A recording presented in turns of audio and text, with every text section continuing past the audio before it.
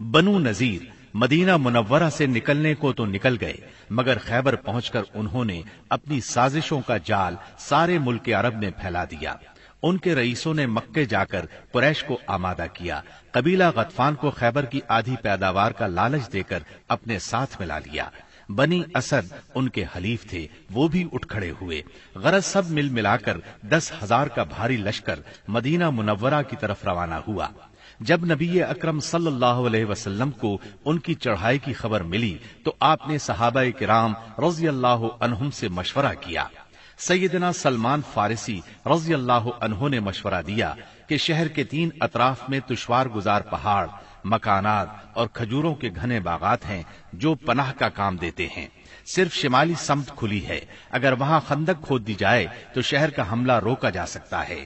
آپ نے یہ رائے پسند کی، لہذا آپ نے اسی جانب ہرہ شرقیہ اور غربیہ کے درمیان کا سب سے تنگ مقام منتخب کیا، جو کم و بیش 1 میل ہے۔ وہاں خندق کھود کر دونوں ہروں کو ملا دیا۔ مغرب میں یہ خندق سلا پہاڑی کے شمال سے شروع ہوتی تھی اور مشرق میں مقام شیخین کے پاس ہرہ شرقیہ کے ایک بڑھے ہوئے سرے سے جا ملتی تھی۔ آپ نے ہر 10 آدمیوں کو 40 ہاتھ خندق کھودنے کا کام سونپا اور خود بھی خندق کھودنے اور مٹی ڈھونے میں شریک ہو گئے۔ لوگ رجز پڑھتے اور آپ جواب دیتے، نیز آپ رجز پڑھتے اور لوگ جواب دیتے تھے۔ لوگوں نے خندق کھودنے میں بڑی مشقتیں برداشت کی، بالخصوص سردی اور بھوک کی شدت۔ لوگوں نے رسول اللہ صلی اللہ علیہ وسلم سے بھوک کی شکایت کی اور اپنے پیٹوں پر ایک ایک پتھر بندھے ہوئے دکھلائے تو آپ نے انہیں اپنے پیٹ پر 2 پتھر دکھلا دیے۔ خندق کی کھدائی کے دوران بعض نشانیاں بھی دیکھنے میں آئیں۔ سیدنا جابر نے رسول اللہ صلی اللہ علیہ وسلم کی بھوک کی سختی دیکھی تو صبر نہ کر سکے، اپنی بکری کا ایک بچہ ذبح کیا اور ان کی بیوی نے 1 سا جو پیسے۔ پھر خفیہ طور پر رسول اللہ صلی اللہ علیہ وسلم کو چند صحابہ کرام سمیت دعوت دی، مگر رسول اللہ صلی اللہ علیہ وسلم سارے اہل خندق کے ساتھ، جن کی تعداد 1000 تھی، چل پڑے اور سب نے شکم سیر ہو کر کھایا۔ پھر بھی ہانڈی بھری ہوئی ابلتی رہی اور آٹے سے روٹی پکتی رہی۔ اس طرح سیدنا برا کے ساتھیوں کا ایک سخت چٹان سے سامنا ہوا۔ نبی صلی اللہ علیہ وسلم نے اتر کر بسم اللہ کہا اور کدال سے ایک ضرب لگائی تو ایک ٹکڑا کٹ گیا اور اس سے ایک روشنی نکلی۔ آپ نے فرمایا، اللہ اکبر، مجھے شام کی کنجیاں دی گئیں اور اس وقت میں اس کے سرخ محل دیکھ رہا ہوں۔ اس کے بعد آپ نے دوسری ضرب لگائی اور فتح فارس کی خوشخبری سنائی، پھر تیسری ضرب لگائی اور فتح یمن کی خوشخبری سنائی اور پوری چٹان کٹ گئی۔ ادھر قریش اور ان کے پیروکار 4000 کا لشکر لے کر آئے۔ ان کے ساتھ 300 گھوڑے اور 1000 اونٹ تھے۔ ان کا سالار ابو سفیان تھا اور جھنڈا عثمان بن طلحہ نے اٹھا رکھا تھا۔ جب یہ لشکر مدینہ کے قریب پہنچا تو خندق دیکھ کر دنگ رہ گیا، چنانچہ انہیں مدینہ منورہ کے باہر پڑاؤ کرنا پڑا۔ ادھر 3000 مسلمان پوری طرح ہوشیار تھے اور خندق کی نگرانی کر رہے تھے۔ دونوں اطراف سے تیر اندازی شروع ہوئی جو کئی دن تک جاری رہی۔ ایک روز مشرکین کے شاہ سواروں کی ایک جماعت نے ایک تنگ مقام سے خندق عبور کر لی۔ ان لوگوں میں عمرو بن عبد ود، اکرمہ بن ابی جہل اور زرار بن خطاب وغیرہ شامل تھے۔ ان کے گھوڑے اندر داخل ہو کر چکر کاٹنے لگے۔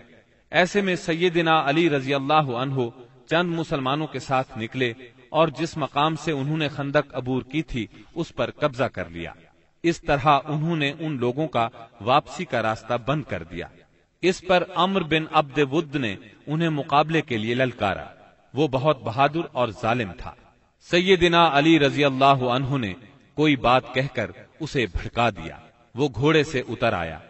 اب دونوں نے ایک دوسرے پر بڑھ چڑھ کر وار کیے۔ آخر سیدنا علی نے اسے ایک کاری ضرب لگائی، وہ وہیں ڈھیر ہو گیا۔ باقی مشرک بھاگ نکلنے میں کامیاب ہو گئے۔ بھاگتے وقت ان کی بدحواسی کا عالم یہ تھا کہ اکرمہ اپنا نیزہ چھوڑ گیا۔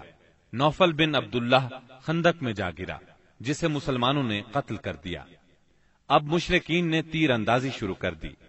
تیروں کے ساتھ وہ پتھر بھی برسا رہے تھے۔ مسلمان عورتیں ایک قلعے میں محفوظ تھیں۔ وہ قلعہ بنو قریظہ کے پاس تھا۔ بنو قریظہ نے جب یہ دیکھا کہ مسلمان حملے کی زد میں ہیں، ادھر میدان خالی ہے، تو قلعے پر قبضے کے برے ارادے سے قلعے کی طرف بڑھے۔ ایک یہودی تو پھاٹک کے پاس پہنچ گیا، عورتوں نے بھی انہیں دیکھ لیا اور ان کے ارادے کو بھانپ لیا۔ سیدنا زبیر رضی اللہ عنہ کی والدہ اور نبی کریم صلی اللہ علیہ وسلم کی پھوپھی سیدہ صفیہ رضی اللہ عنہا آگے بڑھیں اور اس پر حملہ کر دیا۔ آن کی آن میں وہ ڈھیر ہو گیا۔ انہوں نے اس کا سر کاٹ کر میدان میں پھینک دیا۔ اپنے ساتھی کا سر دیکھ کر بنو قریظہ کے لوگ یہ سمجھے کہ قلعے میں مسلمانوں کی فوج موجود ہے، لہذا آگے بڑھنے سے رک گئے اور واپس لوٹ گئے۔ غزوہ خندق شوال 5 ہجری میں پیش آیا تھا۔ مشرکین نے قریباً 1 ماہ تک مسلمانوں کا محاصرہ جاری رکھا۔ اس کا مطلب ہے محاصرہ شوال میں شروع ہوا اور ذیقعد میں ختم ہوا۔ ابن سعد کا بیان ہے کہ جس روز رسول اللہ صلی اللہ علیہ وسلم واپس ہوئے وہ بدھ کا روز تھا اور ذیقعد کے ختم ہونے میں صرف 7 دن باقی تھے۔ اس جنگ میں دونوں طرف کے صرف چند افراد مارے گئے، یعنی 10 مشرک اور 6 مسلمان۔ ایک تیر سعد بن معاذ رضی اللہ عنہ کو لگا، جس سے ان کے بازو کی بڑی رگ کٹ گئی۔ انہوں نے اللہ سے دعا کی کہ اگر قریش کی جنگ ابھی کچھ باقی ہے تو اس کے لیے انہیں زندہ رکھے، ورنہ اسی زخم کو ان کی موت کا سبب بنا دے۔ البتہ انہوں نے اپنی دعا میں یہ بھی کہا، یا اللہ مجھے موت نہ دے یہاں تک کہ بنو قریظہ سے میری آنکھیں ٹھنڈی ہو جائیں۔ خندق کی لڑائی دراصل جان اور مال کے نقصان کی جنگ نہیں تھی، بلکہ یہ جنگ اعصاب کی جنگ تھی۔ اس میں کوئی خون ریز معرکہ پیش نہیں آیا، لیکن پھر بھی یہ اسلامی تاریخ کی ایک فیصلہ کن جنگ تھی۔ اس جنگ کے نتیجے میں مشرکین کے حوصلے پست ہو گئے اور ان پر یہ بات واضح ہو گئی کہ وہ مسلمانوں کی اس چھوٹی سی جماعت کو جو مدینہ منورہ میں نشوونما پا رہی تھی ختم نہیں کر سکتے۔ وہ کیا، عرب کی کوئی طاقت بھی انہیں ختم نہیں کر سکتی۔ اس خیال کی وجہ یہ تھی کہ غزوہ خندق میں مشرکین بڑی طاقت، ساز و سامان اور بھاری تعداد کے ساتھ آئے تھے۔ اس وقت اس سے بڑی طاقت فراہم کرنا عربوں کے بس کی بات نہیں تھی۔ اس لیے رسول اللہ صلی اللہ علیہ وسلم نے احزاب سے واپسی کے بعد فرمایا، الآن نغزوهم ولا يغزونا نحن نسیر الیہم۔ اب ہم ان پر چڑھائی کریں گے، وہ ہم پر چڑھائی نہیں کریں گے۔ اب ہمارا لشکر ان کی طرف جائے گا۔ نبی اکرم صلی اللہ علیہ وسلم غزوہ خندق سے واپس آنے کے بعد ابھی ہتھیار اور کپڑے اتار کر ام سلمہ رضی اللہ عنہا کے گھر میں غسل کر کے فارغ ہی ہوئے تھے کہ جبرائیل علیہ السلام تشریف لے آئے اور بنو قریظہ کی طرف نکلنے کا حکم دیتے ہوئے فرمایا، میں آگے آگے جا رہا ہوں، ان قلعوں میں زلزلہ برپا کروں گا اور ان کے دلوں میں روب ڈالوں گا۔ یہ کہہ کر وہ فرشتوں کے ساتھ روانہ ہو گئے۔ ادھر رسول اللہ صلی اللہ علیہ وسلم نے لوگوں میں منادی کرائی کہ جو شخص سن رہا ہے اور اطاعت پر قائم ہے وہ عصر کی نماز بنو قریظہ میں پڑھے۔ اس کے بعد آپ نے مدینہ منورہ کا انتظام ابن ام مکتوم رضی اللہ عنہ کو سونپا اور سیدنا علی رضی اللہ عنہ کو جنگ کا علم دے کر ہراول دستے کے طور پر ایک جماعت کے ساتھ آگے روانہ فرمایا۔ بنو قریظہ نے انہیں دیکھا تو نبی کریم صلی اللہ علیہ وسلم کو برا بھلا کہنے لگے، مذاق اڑانے لگے۔ ادھر اعلان سن کر مسلمان بھی جھٹ پٹ تیار ہوئے اور نکل پڑے۔ بعض لوگ ابھی راستے میں تھے کہ عصر کا وقت ہو گیا، چنانچہ کچھ لوگوں نے وہیں نماز پڑھ لی اور کچھ نے بنو قریظہ پہنچ کر نماز پڑھی۔ رسول اللہ صلی اللہ علیہ وسلم بھی مہاجرین اور انصار کے ساتھ نکلے۔ آپ نے بنو قریظہ کے دیار میں پہنچ کر انا نامی کنویں پر پڑاؤ ڈالا۔ اللہ تعالیٰ نے بنو قریظہ کے دلوں پر ایسا روب طاری کیا کہ وہ اپنے قلعوں اور گڑھیوں سے نکل ہی نہ سکے۔ انہیں لڑائی کی جرت نہ ہوئی۔ مسلمانوں نے بھی سختی سے محاصرہ جاری رکھا۔ جب یہود نے دیکھا کہ محاصرہ طول پکڑتا جا رہا ہے تو چاہا کہ اپنے بعض مسلمان حلیفوں سے مشورہ کریں۔ چنانچہ انہوں نے رسول اللہ صلی اللہ علیہ وسلم سے درخواست کی کہ وہ ابو لبابہ کو بھیج دیں تاکہ ان سے مشورہ کر لیا جائے۔ آپ نے ابو لبابہ کو بھیج دیا۔ انہیں دیکھ کر مرد حضرات ان کی طرف دوڑ پڑے، عورتیں اور بچے ان کے سامنے دھاڑے مار کر رونے لگے۔ इस कैफियत को देखकर अबू लुबाबा रजी अल्लाह अन्हु पर रिक्कत तारी हो गई। इस पर यहूद ने कहा, क्या आप मुनासिब समझते हैं कि हम मोहम्मद सल्लल्लाहु अलैहि वसल्लम के फैसले पर हथियार डाल दें? उन्होंने कहा, हाँ, यही करना चाहिए। साथ ही उन्होंने हाथ से अपने हलक की तरफ इशारा किया। इसका मतलब ये था कि ज़बह कर दिए जाओगे। ताहम उन्हें फौरन ही एहसास हुआ कि ये इशारा करके उन्होंने अल्लाह और उसके रसूल सल्लल्लाहु अलैहि वसल्लम से खियानत की है। चुनाचे वहां से वापस लौटे तो सीधे मस्जिद नबवी में पहुंचे, खुद को एक सुतून से बांध लिया और कसम खाई, अब मुझे अल्लाह के रसूल सल्लल्लाहु अलैहि वसल्लम ही अपने हाथ मुबारक से खोलेंगे। रसूलुल्लाह सल्लल्लाहु अलैहि वसल्लम को इसकी इत्तिला हुई तो आपने फरमाया, अगर वो मेरे पास आ गए होते तो मैं उनके लिए मगफिरत की दुआ कर देता, लेकिन जब वो ये काम कर बैठे हैं तो हम भी उन्हें छोड़े रखेंगे यहां तक कि अल्लाह ही उनके बारे में फैसला फरमा दे। उधर मुहासरे ने मजीद तूल पकड़ा तो बनु कुरैजा के हौसले बिल्कुल पस्त हो गए। चुनाचे 25 रोज के बाद उन्होंने अपने आप को रसूलुल्लाह सल्लल्लाहु अलैहि वसल्लम के हवाले कर दिया और कहा, आप हमारे बारे में जो फैसला मुनासिब समझें वो करें। आपने मर्दों को बांध लिया, औरतों और बच्चों को अलहदा कर लिया। इस पर कबीला औस के लोगों ने अर्ज किया, ये हमारे हलीफ हैं, इन पर रहम फरमाएं, जिस तरह खजरज के हलीफों बनु कैनुका पर एहसान फरमाया था। आपने फरमाया, क्या आप लोग इस बात पर राजी हैं कि आपके बारे में आप ही का एक आदमी फैसला कर दे? उन्होंने कहा, क्यों नहीं, हमें ये बात मंजूर है। आपने सैयदना साद बिन मुआज रजी अल्लाह अन्हु को बुलवा भेजा। उन्हें गज़वाए खंदक में जख्म लगा था, इसकी वजह से वो मदीना मुनव्वरा में थे। उन्हें गधे पर सवार करके लाया गया। जब ये रसूलुल्लाह सल्लल्लाहु अलैहि वसल्लम के करीब पहुंचे तो आपने फरमाया, अपने सरदार की तरफ उठो। चुनाचे ये लोग उठकर उनके इस्तिकबाल के लिए गए। उन्हें दोनों तरफ से घेर लिया और कहने लगे, साद, अपने हलीफों के बारे में हुस्ने सुलूक कीजिएगा। सैयदना साद रजी अल्लाह अन्हु खामोश थे। उन्होंने उनकी बात का कोई जवाब न दिया। जब लोगों ने बहुत जोर दिया तो बोले, अब वक्त आ गया है, साद को अल्लाह ताला के बारे में किसी मलामत करने वाले की मलामत की परवाह नहीं। ये सुनकर बाज लोग वहीं से मदीना मुनव्वरा की तरफ पलट आए और कैदियों की मौत का ऐलान कर दिया। जब सैयदना साद रजी अल्लाह अन्हु उतरे और उन्हें बताया गया कि बनु कुरैजा उनकी सालिसी पर रजामंद हैं, तो उन्होंने फैसला सुनाया, मर्दों को कत्ल कर दिया जाए, औरतों और बच्चों को कैदी बना लिया जाए और अमवाल तकसीम कर दिए जाएं।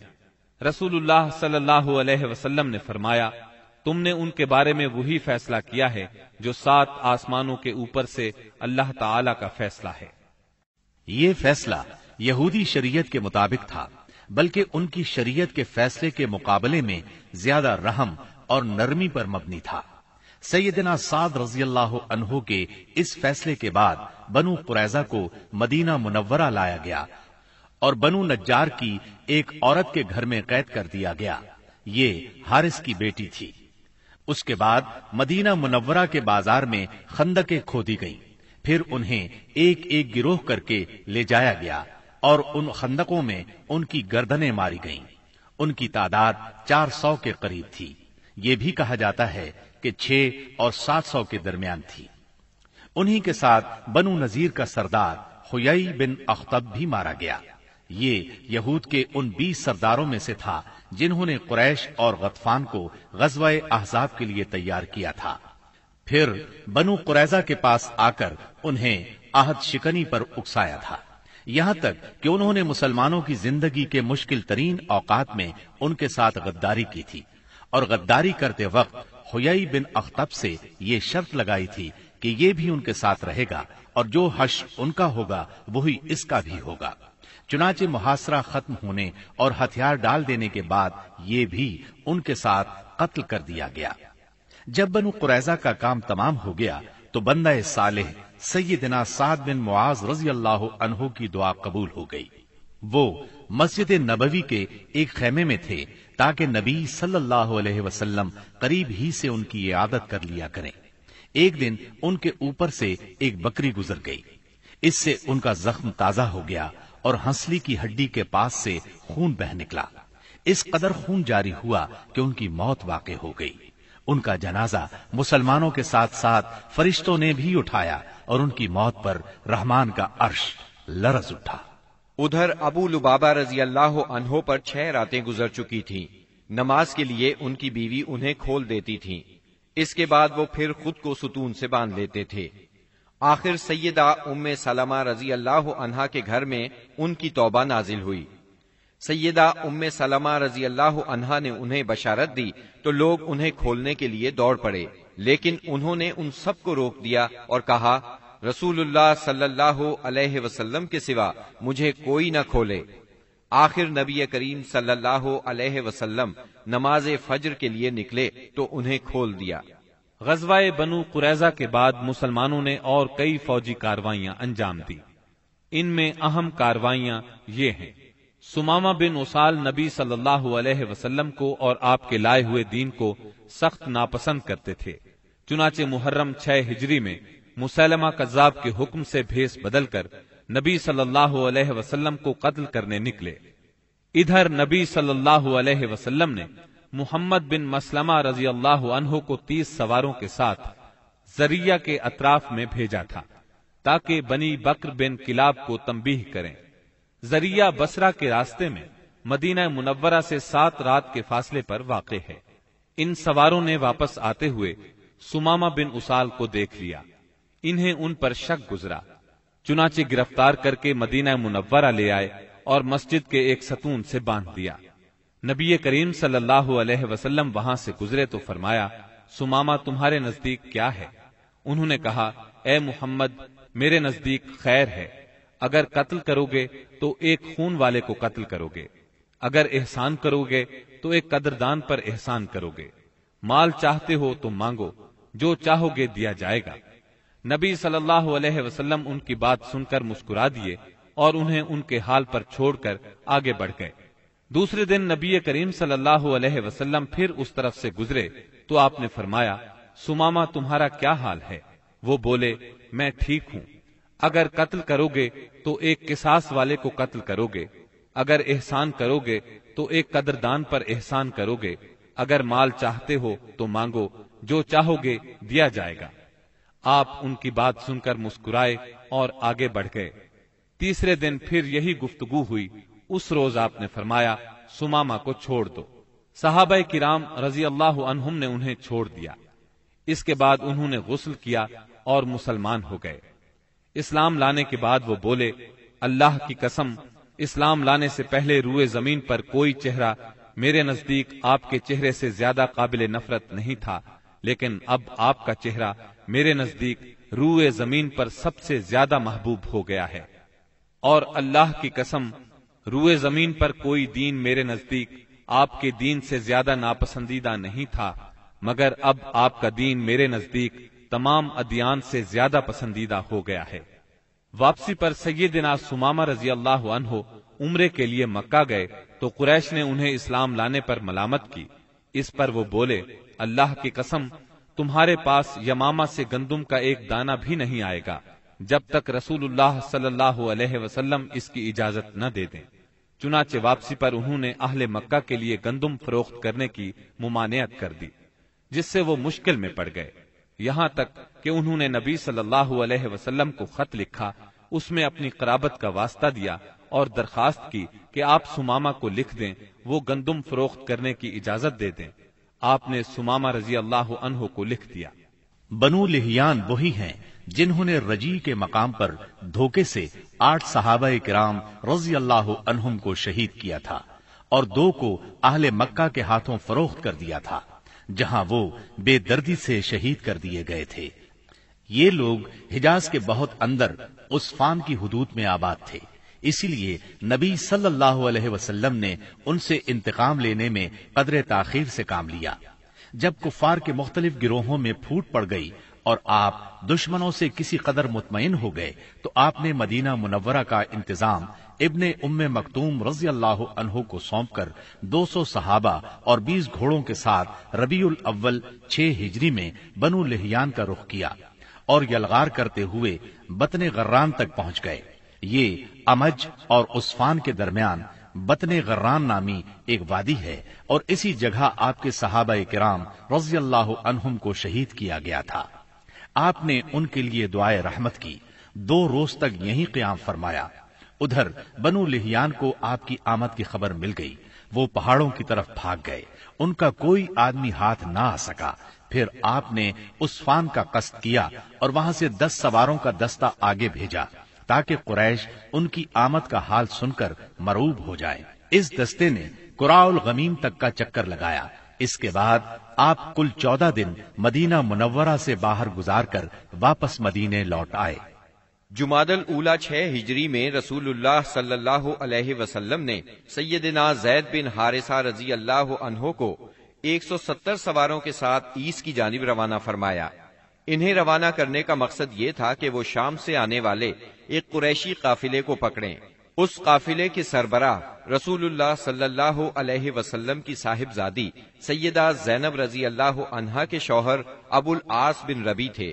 اس مہم میں قریش کے ایک قافلے کا مال ہاتھ آیا، لیکن ابو العاص بھاگ نکلنے میں کامیاب ہو گئے اور سیدھے مدینہ منورہ جا پہنچے۔ انہوں نے سیدہ زینب رضی اللہ عنہا کی پناہ لے لی اور ان سے کہا، رسول اللہ صلی اللہ علیہ وسلم سے کہیں آپ قافلے کا سامان واپس کر دیں۔ سیدہ زینب رضی اللہ عنہا نے سفارش کی تو نبی کریم صلی اللہ علیہ وسلم نے چھوٹی بڑی ہر چیز واپس کر دی۔ ابو العاص سارا مال لے کر مکے پہنچے، امانتیں ان کے مالکوں کے حوالے کیں، پھر مسلمان ہو کر مدینہ منورہ آ گئے۔ نبی کریم صلی اللہ علیہ وسلم نے پہلے ہی نکاح کے تحت سیدہ زینب رضی اللہ عنہا کو انہیں واپس کر دیا۔ یہ واپسی 3 سال سے کچھ زیادہ عرصہ بعد ہوئی تھی۔ رسول اللہ صلی اللہ علیہ وسلم نے اس دوران میں مزید کئی سرایا بھیجے، جن کا دشمن کی سرکشی توڑنے، ان کے شر کی آگ بجھانے اور دور دراز علاقوں میں امن پھیلانے میں بڑا اثر تھا۔ پھر آپ کے پاس کچھ اس طرح کی خبریں آئیں کہ آپ غزوہ بنو المستلق کے لیے تشریف لے گئے۔ یہ غزوہ 5 ہجری یا 6 ہجری میں ہوا۔ بنو المستلق قبیلہ خزاعہ کی ایک شاخ تھی۔ قبیلہ خزاعہ کے لوگ عام طور پر رسول اللہ صلی اللہ علیہ وسلم کے خیر خواہ تھے، مگر یہ شاخ قریش کی طرفدار تھی۔ رسول اللہ صلی اللہ علیہ وسلم کو معلوم ہوا کہ یہ لوگ آپ سے لڑنے کے لیے جنگ کی تیاری کر رہے ہیں۔ آپ نے اس خبر کی تحقیق کے لیے بریدہ بن حسیب رضی اللہ عنہ کو بھیجا۔ ان سے معلوم ہوا کہ خبر درست ہے، لہذا آپ نے مدینہ منورہ کا انتظام سیدنا زید بن حارثہ رضی اللہ عنہ کو سونپا، اور یہ بھی کہا جاتا ہے کسی اور کو سونپا، اور بنو المستلق کی طرف یلغار کرتے ہوئے نکلے تاکہ بالکل اچانک ان پر ٹوٹ پڑے۔ آپ کے ساتھ 700 صحابہ کرام تھے، اور بنو المستلق اس وقت قدید کے اطراف میں ساحل کے قریب مریسی نامی ایک چشمے پر پڑاؤ ڈالے ہوئے تھے۔ آپ نے اس حال میں ان پر چھاپا مارا کہ وہ غافل تھے، بعض کو قتل کیا، عورتوں اور بچوں کو گرفتار کیا اور مال مویشی پر قبضہ کر لیا۔ اس وقت شعبان 5 ہجری کے آخری دن تھے، اور یہ بھی کہا جاتا ہے کہ 6 ہجری کے ابتدائی دن تھے۔ قیدیوں میں بنو المستلق کے رئیس حارث بن ابی زرار کی صاحبزادی جویریہ بھی تھیں۔ مدینہ منورہ آ کر ان کے اسلام لانے پر نبی صلی اللہ علیہ وسلم نے انہیں آزاد کر کے ان سے شادی کر لی۔ اس پر صحابہ کرام نے بنو المستلق کے 100 گھرانے آزاد کر دیے۔ یہ پہلے ہی مسلمان ہو چکے تھے۔ صحابہ کرام نے انہیں آزاد کرتے ہوئے کہا، یہ رسول اللہ صلی اللہ علیہ وسلم کے سسرال کے لوگ ہیں۔ اس طرح ام المومنین سیدہ جویریہ رضی اللہ عنہا اپنی قوم کے لیے نہایت عظیم اور برکت والی خاتون ثابت ہوئیں۔ اس غزوے سے واپسی پر جب مسلمانوں کے پاس پینے کے لیے اور وضو کے لیے پانی نہ بچا تو تیمم کا حکم نازل ہوا۔ اسی سال پردے کا حکم نازل ہوا۔ مسلمان عورتوں اور مردوں کو نگاہ نیچی رکھنے کا حکم دیا گیا۔ پردے کے متعلق احکامات سورہ نور کی آیت 30 اور 31 میں تفصیل سے موجود ہیں۔